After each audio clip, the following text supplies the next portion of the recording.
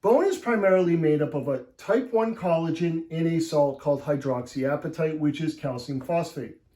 Now, up to 15% of the bone by weight is also living cells. So on the left side of the board here, I have collagen. So collagen is, again, a rod protein. It is extracellular. That means it grows outside of the cell, and it is primarily made of glycine, proline, and something called 4-hydroxyproline.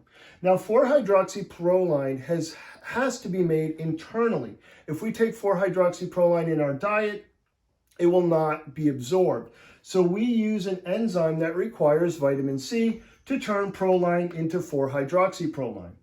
Now, collagen also uses sugar as a stabilizing molecule in its structure. So depending on the type of collagen in our body and where it is made, we can use the collagen protein can use between 0.4% and 12% by weight of either glucose or galactose. So again, collagen uses glucose and galactose in various different amounts depending on where it is in the body, up to 12% by weight and as little as 0.4% by weight.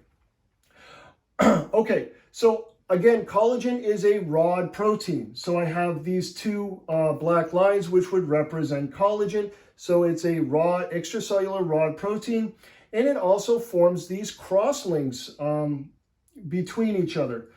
And these crosslinks are primarily lysine and histidine, which are two amino acids, and it requires an enzyme to do this, which uses copper and water. Okay, so that's collagen. Now, we also use these aggregates, which are these massive proteoglycans. So proteo is protein and glycan is carbohydrate or sugar. And it's these aggregates that increase the tensile strength as well as the resiliency of collagen. Now, these aggregates have a large component to them called a hyaluronan, which is chondroitin and keratin sulfate. Now, this chondroitin and keratin are sugars, and they can be up to 100,000 units long. And again, they use a sulfate molecule per sugar. So we are using carbohydrates again here to increase the tensile strength and resiliency of collagen. Okay, so on the right side of the board here, I'm going to go over hydroxyapatite very briefly. Again, it is a salt, and it requires calcium, phosphorus, and oxygen. And this hydroxyl group here can be replaced with fluoride or chloride.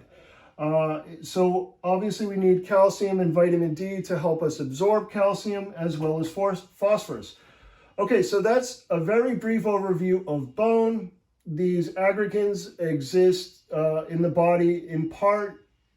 Part of their function, again, is to help with collagen's resiliency and tensile strength. We need vitamin C, water, copper, calcium, vitamin D, and phosphorus.